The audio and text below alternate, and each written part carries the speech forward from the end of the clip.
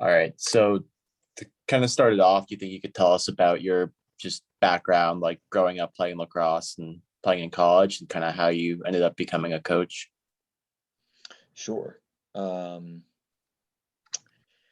for myself, I started playing kind of early in life. I was thankful.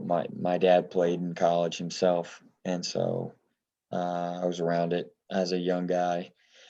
Um, Played in Virginia growing up. Went to UMBC, had a great experience. Um, my dad also coached me when I was in youth, and he coached my sisters. I have three sisters. He coached all of them in high school, and I started doing youth stuff when I was in high school. Sometimes it was coaching, sometimes it was refereeing. And when I was in college at UMBC, I helped out coach some high school teams. Um, Probably from a team aspect, the first guy that gave me a start was Joe Trigiani, Coach Trig, at Black Wolf Lacrosse in DC. And so I found myself in South Carolina because I ended up, when I went to grad school at USC. I didn't do any coaching while I was in grad school, but right after um, I got into it, I'm kind of rambling, but I think this was one of your questions, right? How I got to Yeah. South Carolina specifically. Yeah. This guy, Brent Nilsson, uh, one of the things I like a lot about lacrosse is, it's a real small world type situation. You can make connections really quickly with folks. And Brent went to high school with a girl named Lauren Mundell, who was one of my sister's roommates. I had one of my younger sisters played lacrosse at UMBC the same time that I was there as well, playing men's lacrosse, and it was pretty neat. I ended up actually marrying one of my sister's roommates. Um, but this, so Lauren's buddy from high school, Brent Nilsson, and Lauren has a twin brother, Mason, who played lacrosse at Limestone. Um, so, all these people you get to know. Certainly, I knew Lauren from college, and she lives with my sister, and she's got all these good friends from high school, her brother and her friend, and so he went to University of South Carolina, played lacrosse, stuck around Columbia for a little while after school, and was coaching for a good while. And when I was finishing up graduate school, he, was reaching out to me and saying, "Hey, we want to get you involved and, need some help coaching." And so I came out and had a lot of fun with it and kind of rolled on from there. Crazy how all those connections kind of helped you get to where you are. But one of the things I love about lacrosse is just such a small community where it's everybody is only a few degrees of separation away from each other too. Yeah. Hmm. Yeah, it's pretty neat. Yeah. So when you were a Division One player, what was your view of the MCLA, if anything? I really didn't have any knowledge of the MCLA when I was playing. I do remember in high school, going to camps and stuff and getting some letters from different schools. And I remember I got a letter from Florida State. And yeah, a buddy of mine from high school uh, also got a letter and like really jumped at that and was really, thought it was a great opportunity, and he went down there and played a little bit, and so that was kind of hearing about what it was like from him opened my eyes a little bit about the league as a whole. That was kind of my first exposure to it. Um, you know, when I was in school, um, I'll say a couple things. Number one, I I was pretty well focused on what we were doing, and I didn't really pay attention to a lot of what was going on around us, like even um, other other college lacrosse teams of any division. Really, I wasn't really paying attention much to what other folks were doing, so much as what we were trying to do in school and all the rest. Um, but we didn't have social media the way it is now. I mean, Facebook was a thing. It wasn't as ubiquitous as it is today. And um, it just, people weren't paying attention, like it was just really, social media was very insular with your friends and people that you were already connected with. And then I think at that point, when we were all in school, it was neat to meet people from different places and exchange the social media stuff and then stay in touch with them even though you really didn't know them super well. All that was new. So social media is one of those double-edged sword things. It can be really beneficial, it can be a time suck. But one thing I think is really neat about all sports today, but lacrosse particularly, is how you can really quickly spread around clips, of some awesome plays at all kinds of different levels, youth, high school, college, and all divisions.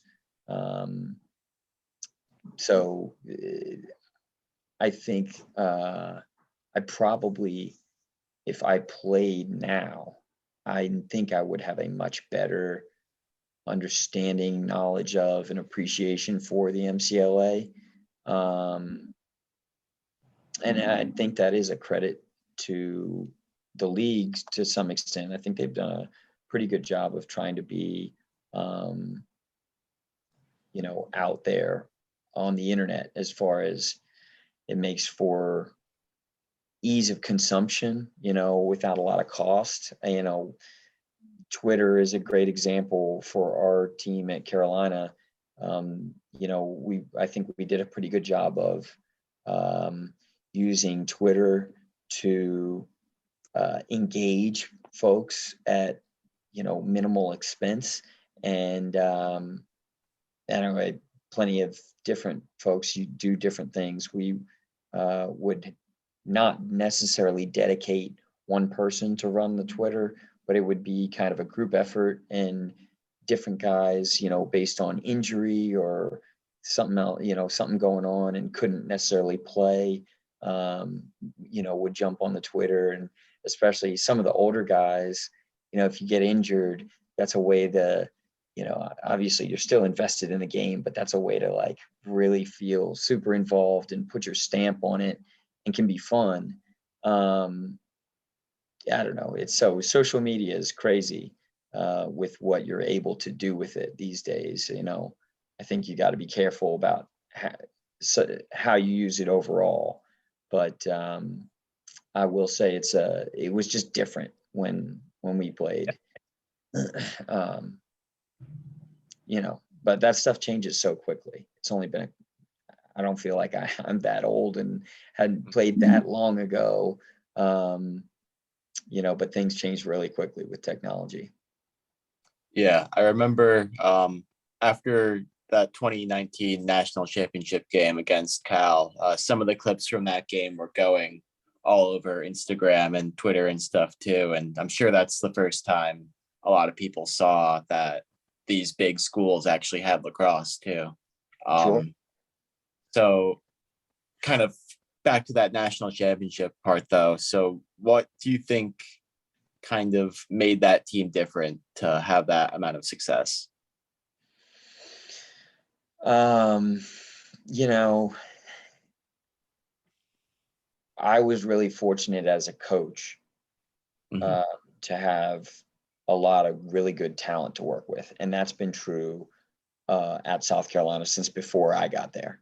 Um, there's always a lot of guys that from all over the place, not just one particular area or group of guys. Um, the talent has always been there, and so in 2018 and 2019, I think we did a really really good job of being consistently good teammates. Um, you know, whether that was in training or on game days, and staying tight off the field made it. We generally, you always hang out with certain groups of guys more than others, but we weren't we didn't have cliques that really pulled the team apart or anything like that. Like everybody gelled well. Um, and you know, uh, that I think we still had that in 2020 and this past year too. I think we um, had a good bit of that, and I was excited about those teams. It was unfortunate that the world went the way it did. It certainly, nobody can predict any of that stuff. It just plays out the way it does. But um, we were I felt very good and strong about the groups that we've had for a while now, and I'm confident that it'll continue the way it's gone, just because it's a really good group of guys and they learned how to play together and work hard. And if they stick with doing those things consistently, they'll continue to be really good, because it's a deep group of guys. And like, we heard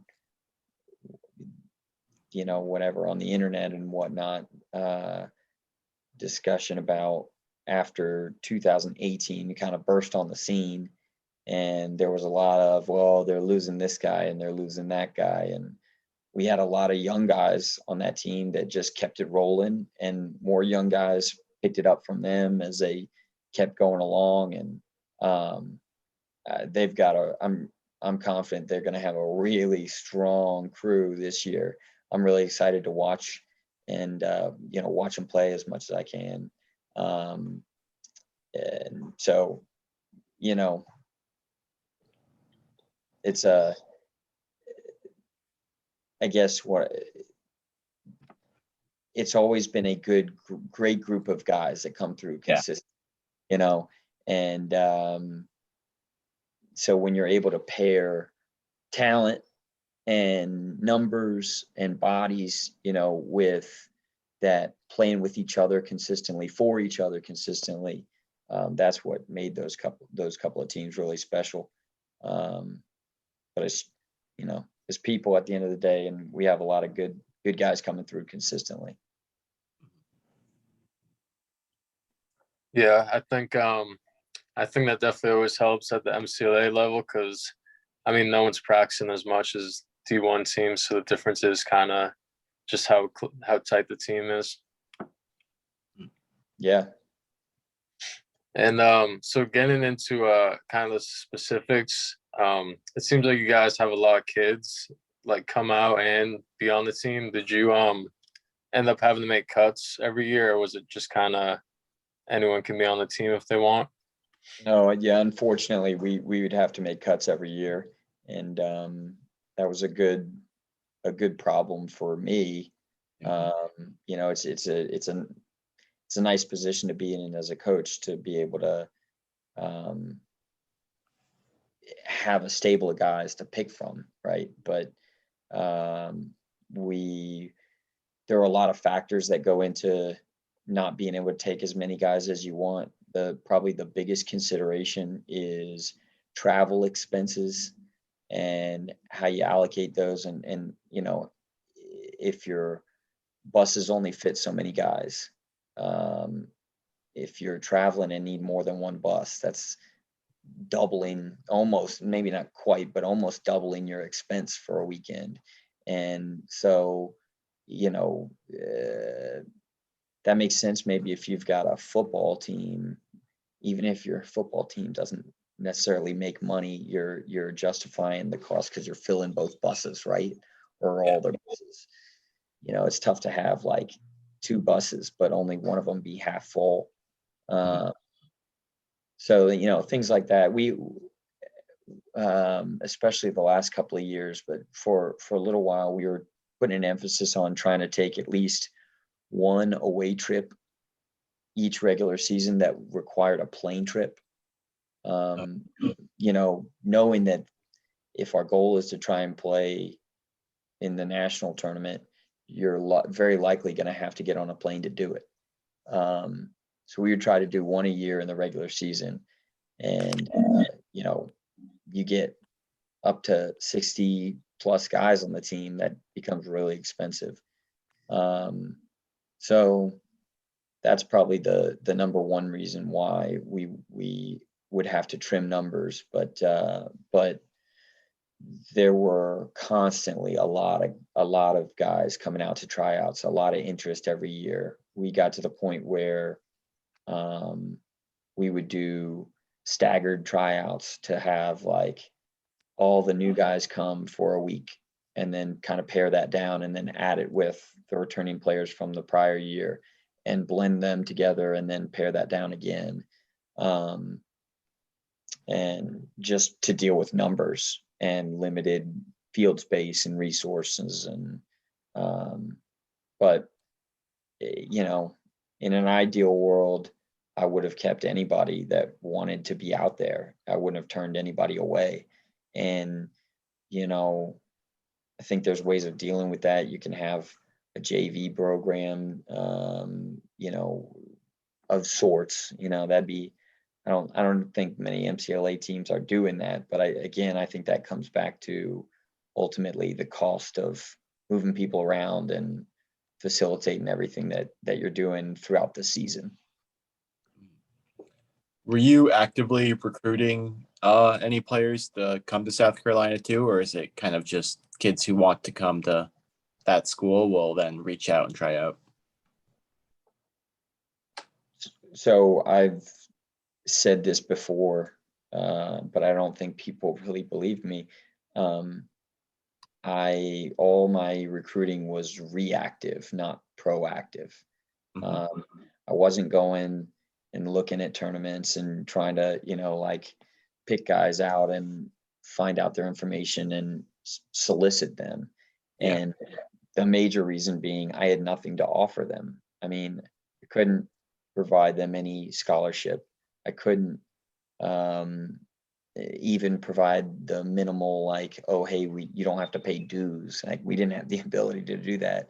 Everybody was pitching in equally. And you know, didn't have pull with admissions or anything like that. So I was very active, but only after guys reached out on their own. Mm-hmm. So I met with plenty of guys, families and young men on campus, and talked with plenty of guys on the phone, you know, emails, letting them know, kind of answering to the best I could what their questions, and giving them a full understanding of what we were doing and what it, you know, involved, and letting them make their own decisions. And you know, I think there were plenty of guys that reached out and expressed interest, and it didn't go anywhere, and they just decided on another thing, which is no big deal. And you know, I'm a firm believer in, I don't like guys being pulled into something that they don't know what really the full picture of what they're getting into. Rather guys know what this place is about and want to be there, because it'll make them more effective, as people, as teammates. So that was kind of my mentality on it. And there were a lot of guys that explored it and then said, I'm going to do something else, which is not a big deal. There were a lot of guys that reached out to me and asked a lot of questions and came and talked with me on campus and was really interested and ended up coming. And so, you know, especially this past couple of years, that ramped up a little bit, I'm sure, because of, like you said, the clips flying around the internet and stuff, and people being able to watch us play on a national stage. So there are a couple of guys that are freshmen this year that I've only met a handful of times, but that I'm, you know, really excited to watch play college lacrosse. I think they'll be really talented guys, and I think they'll blend well with the group of guys we've already got. And yeah, I know I said it already, but I'm excited to watch the Gamecocks this year. I think they're going to do well, and I think they'll be fun to watch.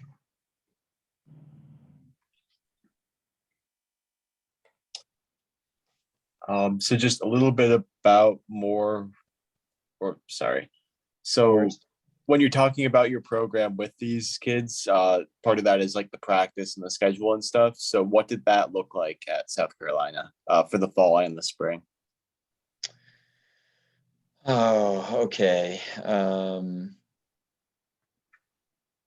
We, for the most part, in the fall, we'd practice for about 4, maybe 6 weeks following tryouts. And a lot of that, honestly, we would probably drag that out through the course of the whole semester. And we would, you know, react to weather, not try to overdo things in the fall in the weather. You know, we would always have a tough time getting on the fields anyway in inclement weather. And but 2 days a week, 2 days a week in the fall for a couple of weeks. Most of the fall, we would talk about individual skills and, you know, things to be focused on and repping as an individual to prepare yourself for the spring. We wouldn't do a heck of a lot of gameplay stuff in the fall. We usually we would try to get at least one scrimmage, and we would do some gameplay practices and you know, very basic stuff, put in, you know, one simple thing on defense, one simple thing on offense, one clear, and, you know, just try to be fast and fluid and working together and communicating.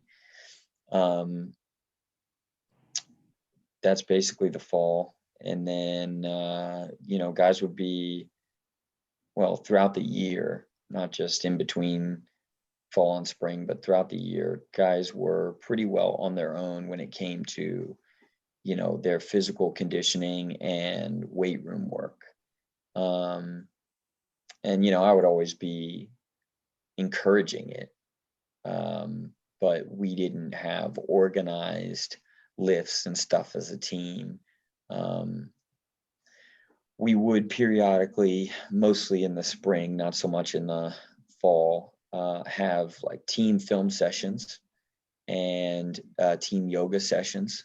But lifting was kind of up to every individual guy. And we had plenty of groups of guys that would go together. And we had plenty of gym rats and guys that hardly ever left the gym.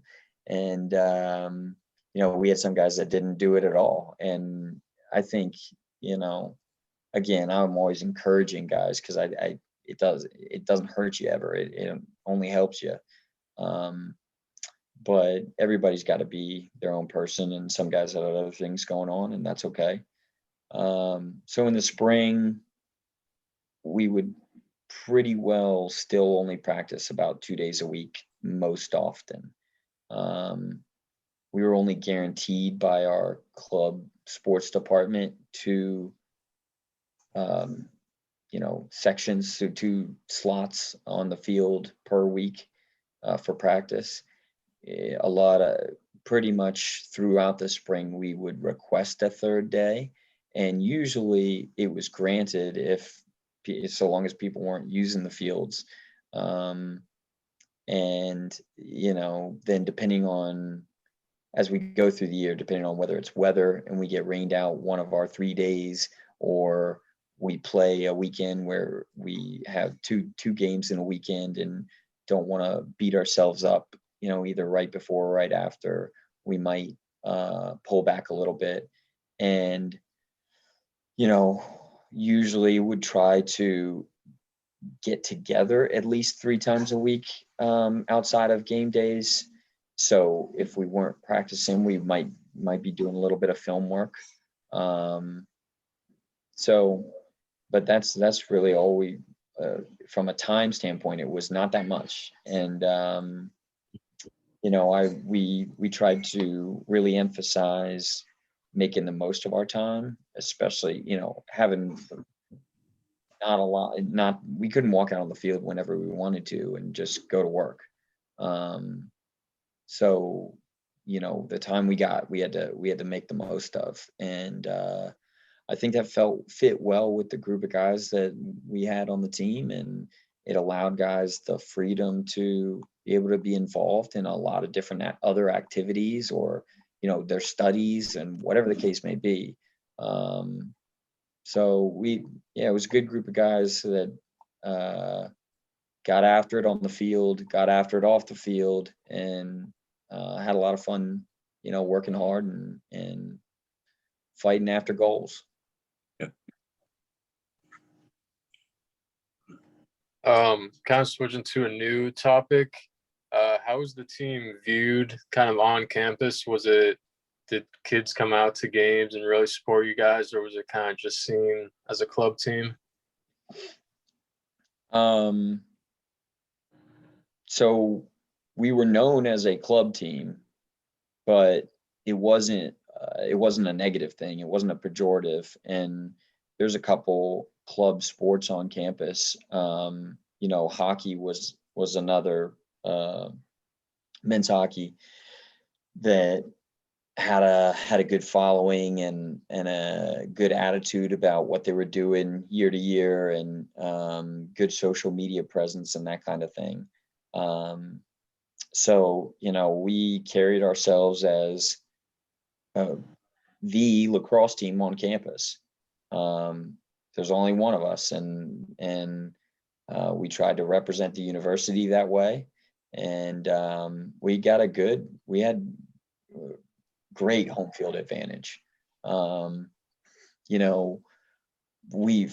families did a phenomenal job of being present for our guys consistently, and loud and supportive. And then our student base, you're not gonna see the sideline packed up if the weather's bad, right? Like there's those kinds of things, but for the most part, we pretty well had pretty darn good turnouts of students and local fans.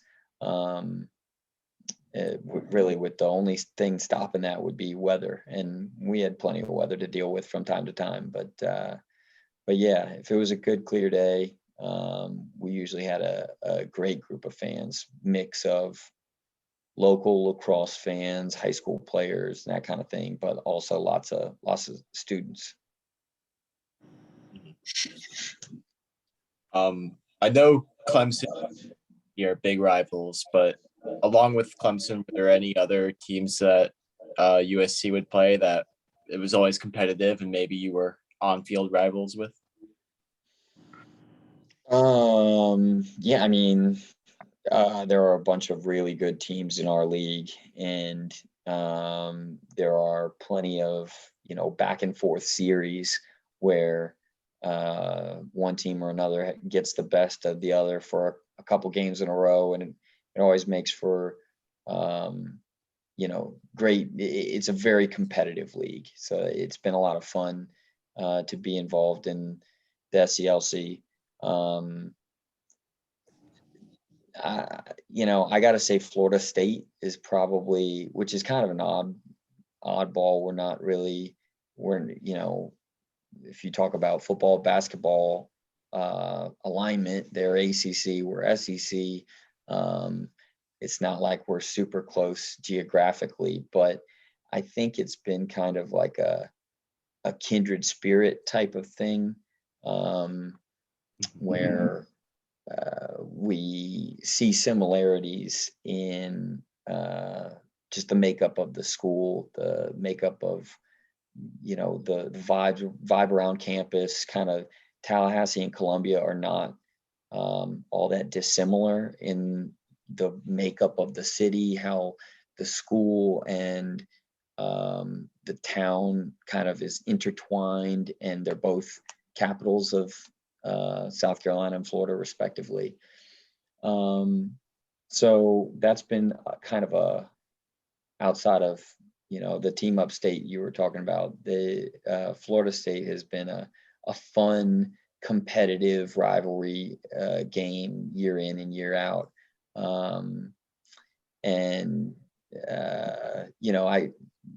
The Florida State coach Darby left this year too, and it was just interesting chatting with him when we were both on our way out the door, and I had a lot of fun going head to head with them. And so, like I said, I think it was groups of people from either team that kind of saw similarities in the other, and then you just want to naturally, like, hey, we're the better group. We see each other as the same, but we're the better ones. That always makes for great competitiveness. Mm-hmm. Did you guys have any cool traditions on the team you try and do every year? So the thing that jumps to mind is just something that the parents, the group of guys and parents collectively have been doing over the last several years, and it's going to a place called Village Idiot Pizza in 5 Points after home games, and even away games at times when we're not, on the road too long, or the following day maybe. Just a fun, not something that was like a mandatory thing, but a lot of guys consistently would come through. A lot of parents would stop in and just enjoy some beer, enjoy some pizza, enjoy company with each other. And especially if it made it kind of interesting if we play Saturday afternoon game, somewhere between 1 and 3 o'clock in the afternoon, and we're done maybe at 5-ish, and guys are grabbing a shower and then going. And this place was smack in the middle of 5 Points, which is, the area in Columbia that a lot of college students frequent for going out and having a good time. And so it would just be kind of a fun,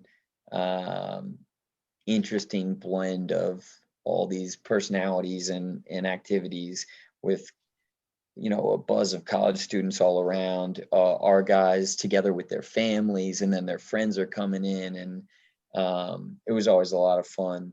And that's kind of as goofy, because it's just a camaraderie thing. It has nothing to do with handing out something or consistent event that we put on. Last couple of years we were trying to do a alumni golf outing, which was a lot of fun. COVID certainly put a hamstring on that the past year. I hope we can get that back up and running, because that was a growing event year to year. More people involved each year, and a good deal of fun. I wouldn't, I guess that somewhat counts as tradition, but just more like a consistent event to put on that gets folks involved and all together, and back together if you just graduated, stuff like that. It's good excuses to have to get to pull people back together. Mm. Yeah, alumni weekends are always definitely fun to have. Yeah, lots of fun traditions. Not all of them can be talked about on camera, but yeah. So I don't think you're in South Carolina anymore, but when you were down there, was there anything that you or your team might have done or even just seen in terms of growth of lacrosse in that state? Oh, I mean, yes, lacrosse is booming in South Carolina. It's a little bit bigger in some spots than others, and really, I think that mostly has to do with just the longevity in a couple of spots. Like Charleston is a hotbed. Greenville has a bunch of guys up and coming, and have been for a while. They've had a lacrosse there for a while. Just south of Charlotte, around Rock Hill, there's a bunch of good players. Columbia is coming along. I'd say there's a lot of interest and groundswell to make more opportunities for youth players, younger guys. But overall, I mean, the state has great athletes and good lacrosse coaches. There's good lacrosse coaches all over the place. So it's some place where there's guys coming out, and I think there will continue to be more. We as a team, like, we didn't do any real. We would do some coaching up stuff, a little bit here and there throughout the fall, but it was more like I would be doing stuff and I would, say, hey guys, whoever's around and not doing anything at this time of day on Sunday, like, come on out, and we'd get a couple of guys, and we always would consistently get a good group of guys to come out and help out in those types of situations. But it was all kind of voluntary, and who was available, and so we did some things like that locally. Otherwise, just trying to play other teams around the state, and in our fall scrimmage, year to year, I would always make a strong effort to play an NCAA team locally. Like we played Coker a few times. I was talking with Furman before, they had to fold up, and Queens. We've had some back and forth with Queens and Belmont Abbey and teams like that. And there are plenty of teams around too that just didn't get around to getting that set up. Newberry has an up and coming team, I feel like.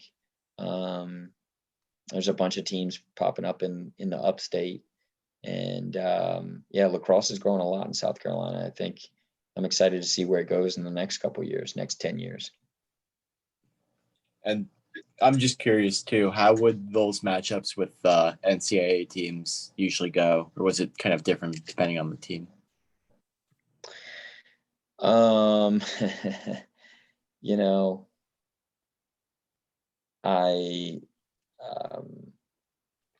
We would try to go in and stay true to who we were and what we were trying to do. And so I think that for the most part, I thought we matched up really well with all the teams that we played against. And it's a fall scrimmage.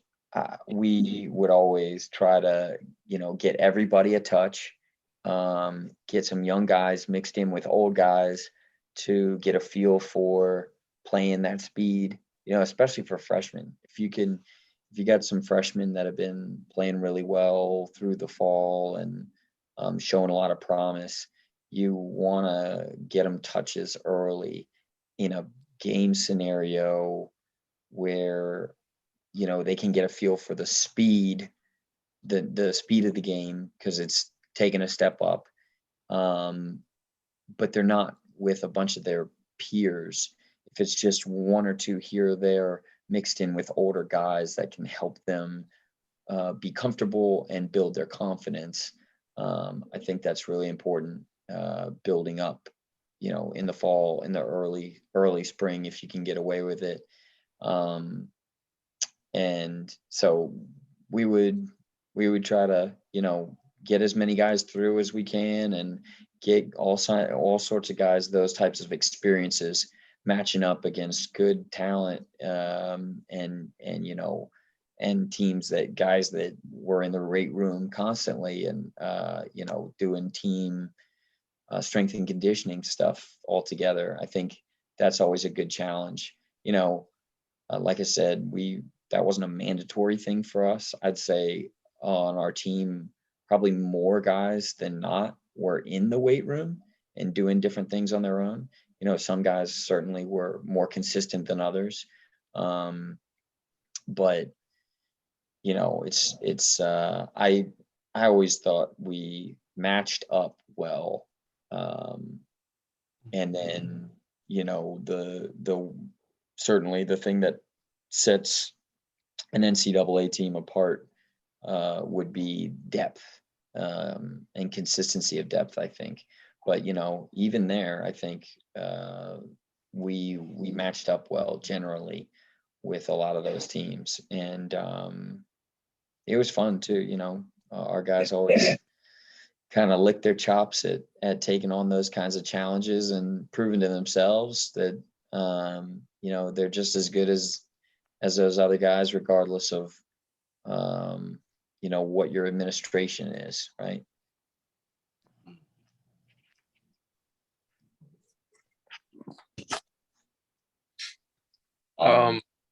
Go ahead.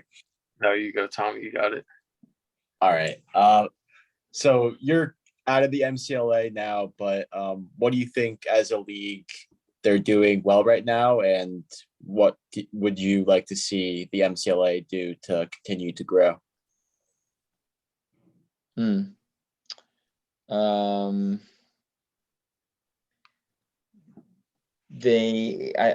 I think the league having the identity, the overall identity of, you know, we're here to facilitate a team playing lacrosse at a high level with, you know, pretty broad, allowing teams to be themselves, right? Like everybody kind of goes about it their own way and how it works for them. Having kind of, you know, a base standard of this is what we're going to require for eligibility, and, you know, communication as far as keeping things, statistics and stuff on, you know, the up and up, just keeping them updated, right? Those are kind of pretty, I don't want it to sound pejorative. I think they're pretty basic requirements, but I think that's somewhat a good thing, because it allows a lot of different teams to operate in the way that they see fit and what works for them. And, you know, for us, we really, there was plenty of things that I was involved in, but I tried to be, from an administrative standpoint, I tried to be a mentor and a guide more than, you know, I'm just taking this over and I'm going to run with it. And that was consistently, you know, being an officer on the team was real world requirements and responsibilities. And I think that's a great opportunity. I mean, you know, for the vast majority of us, you know, lacrosse is not a career, but it can lead to great careers in a lot of different ways. And you know, sometimes that's networking, and sometimes that's simply the ability to stand out in a interview because you're talking about, the phenomenal responsibility that you had running the club lacrosse team on campus, and what that entailed, and organizing guys and making plans, logistics. So for us, that's pretty well how we operated, where we were student run. And for myself and the other coaches, we helped in an advisory role, where guys dealing with difficult situations, and we'd give them counsel and help them make the decision, not just leave them to you're all by yourself, good luck. But ultimately it was these, our guys were taking ownership of their club.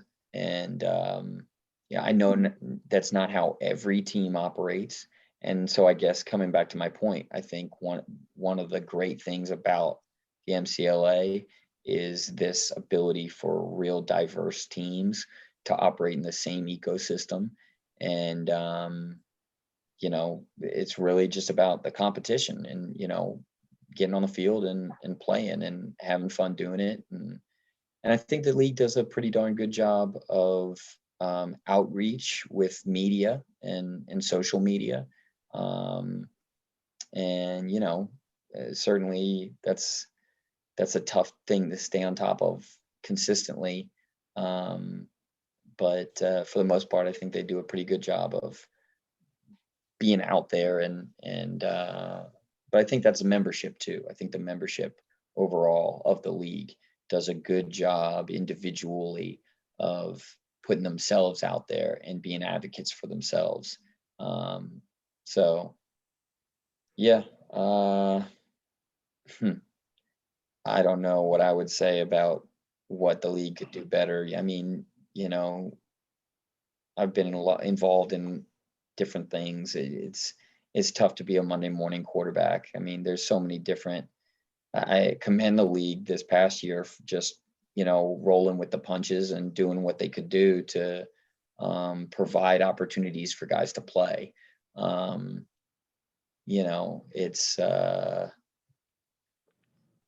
It's tough to run nationwide organizations with really diverse membership and voices and that kind of thing. So I don't really feel like being a critic of those guys. But continuing to push, I think, exposure of the league, especially on the internet, where you can do it at somewhat minimal cost but large impact. I think that is something that we collectively should double down on, teams and the league, in together. I think that would be real helpful for the sport, as well as the MCLA specifically.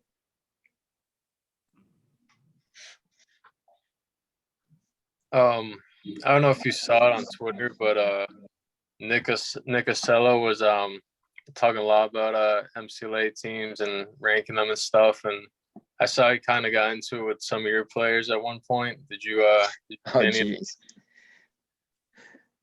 Did I see any of that? No, thankfully.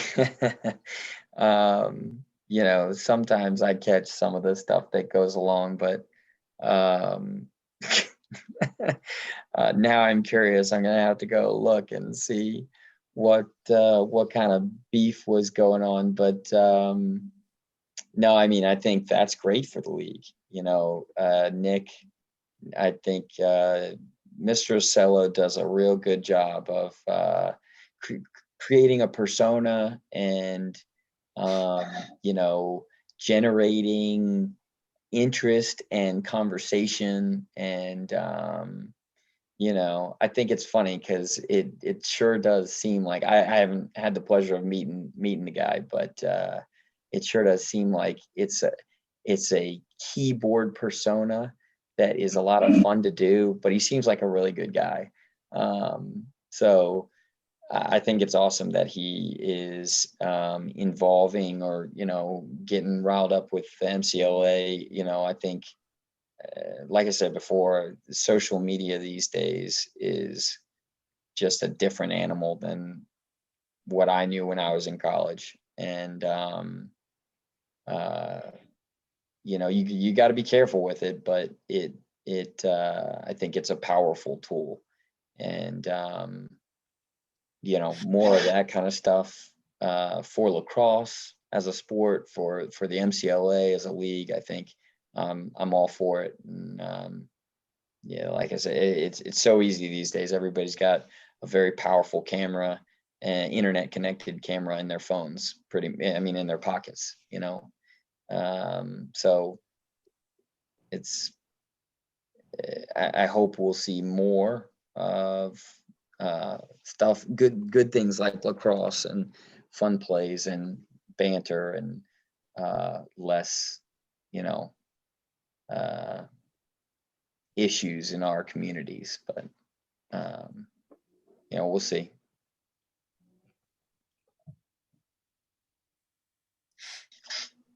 I think All right, well, yeah, you go, Tom.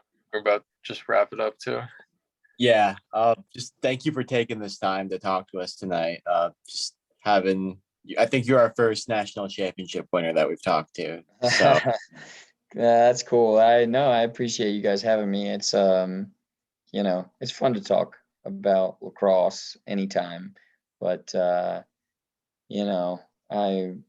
leaving South Carolina was definitely bittersweet for me. And so anytime I get a chance to talk Gamecocks a little bit, I'm pretty excited, and I'm jumping at that opportunity. So I appreciate y'all having me on. yeah, definitely. Best of luck in your new role as well. Thank Sure you. you'll Appreciate it. All right. Thank you.